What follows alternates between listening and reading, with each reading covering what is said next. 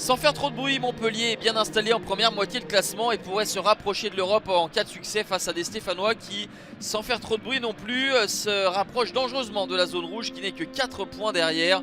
Et les Verts restent sur 2 défaites de rang et Claude Puel va être privé pour au moins un mois d'Amouma et Kazri, tous deux blessés.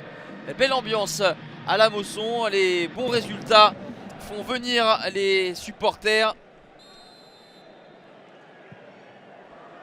Les Stéphanois vont avoir quelques opportunités en début de rencontre sans parvenir à les convertir et passer ces alertes sans frais.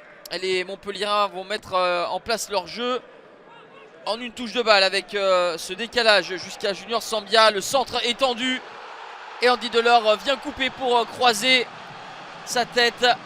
C'est imparable pour Stéphane Ruffier qui doit s'incliner après 25 minutes de jeu. 9e réalisation pour le meilleur buteur montpelliérain. Apathie défensive pour les Verts. Andy Delors a tout le loisir de venir couper au premier poteau et de se servir de la puissance du centre. La réaction de Saint-Etienne avec Diony qui sert en retrait. Bouanga qui est déséquilibré par Sambia. On pense dans un premier temps à un penalty, mais avec l'aide de la vidéo, monsieur Delerue va s'apercevoir que la faute de Sambia est en dehors de la surface. Ce sera un coup franc pour Saint-Etienne et un carton rouge pour Junior Sambia.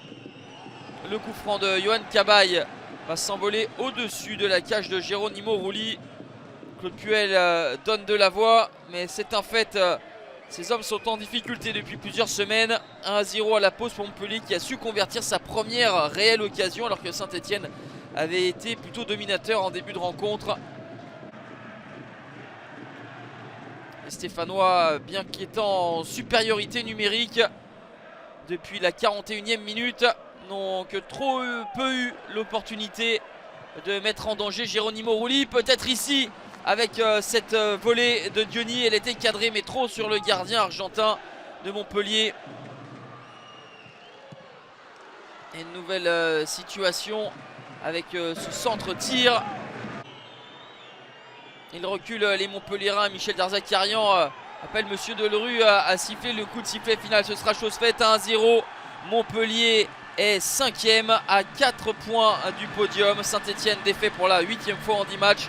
N'a que 4 points d'avance sur Nîmes, le barragiste, et devra sérieusement regarder dans le rétroviseur.